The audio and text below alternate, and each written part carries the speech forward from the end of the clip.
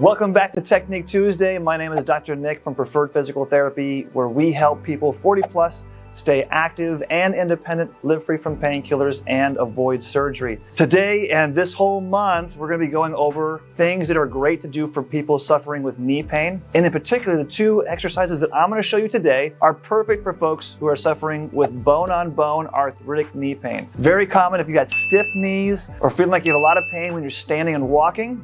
These are two exercises that will be very helpful to help lower, reduce your pain, and hopefully avoid knee replacement. The first exercise I'm going to show you is going to be perfect to help strengthen the back side of your leg. So the hamstrings.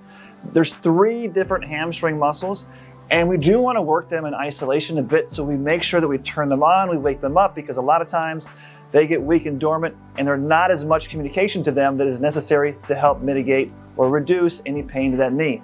So there's 2 components to this exercise. It's a simple hamstring curl or leg curl, but we're doing it as we press into the ground with our foot. So I'm pushing down into the ground with my foot, and I'm going to turn my foot inward and pull or drag backwards. Get your leg as straight as possible, push down to the ground. We call this internal rotation, so I want to turn my foot inward and drag. We're going to do that 20 times. You should feel a bit more pull on the inside portion of your hamstring. We'll do the same thing 20 times, but our foot pointing in the opposite direction, so to the outside.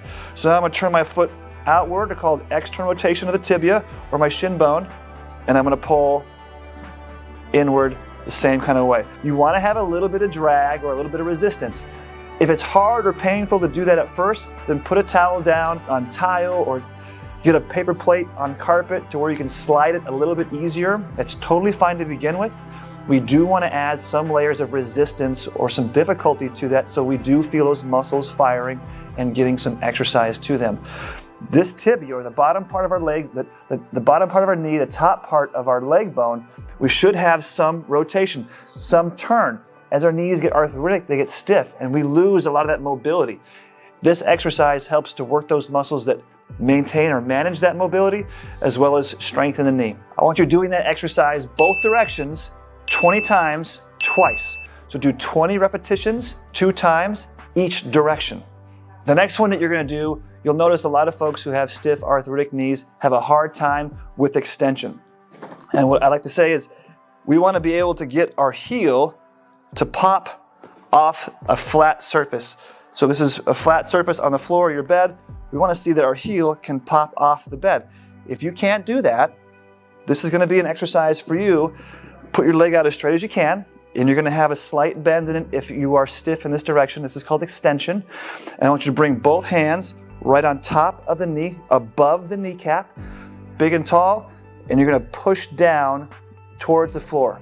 Now I'm going to warn you, this is going to be a little bit uncomfortable, so just manage how much pressure you put down. But it's absolutely vital that you get all that extension back and maintain as much knee straightening as possible. Because when we walk, we have to contact the ground with our legs straight. When we have it slightly bent, step after step after step continues to wear away and wear down that gentle, shock-absorbing cartilage and cushion that helps nourish our knee. And so we want to have a straight knee and a strong, stable straight knee as we contact the ground. So this exercise is vital. Easy to do at home. Again, put both hands kind of like a C over top of the knee, above the kneecap, but on top. You're going to easy push down. I like to pull my toes up. Easy push down. And I want you to hold 3 to 5 seconds. Inhale, exhale. Do that 3 to 5 times, and then you can relax and come out. You should feel a hamstring stretch. You might feel a little ache in the back of the knee. A little bit of ache is okay. I don't want you being afraid of having a little bit of discomfort there. It's okay. I don't want you getting a lot of pain. If it gets a really achy or you're pushing down really hard, thinking some is good, more has to be better, it's not true. Just ease into it. I want you to be gentle with this, but it's absolutely vital. If you catch this early, the more extension that you keep, the better. We get folks in here who can't get more than 10 degrees. They're lacking 10 degrees of that extension, and that makes it really hard to get all the way better and avoid knee replacement. The more that you preserve, the better. You're going to do this holding 3 to 5 seconds. Do it 10 to 20 times. You can do that throughout the day. You don't have to do it all in one sitting, but I would recommend you at least do 5 reps at a time. You can go up to 10.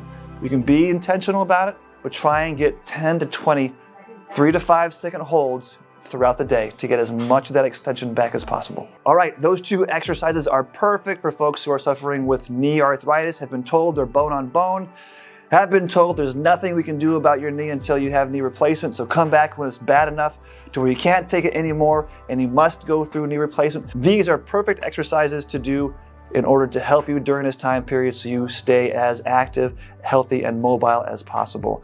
We have a blog post that talks all about should I exercise when my knee is bone on bone. It's a perfect list of things to be doing, to be considering, as well as what you may have been told by a doctor that you may not agree with. Hope those help. Let me know if you have any questions in the comments below. We love hearing from you. Thank you.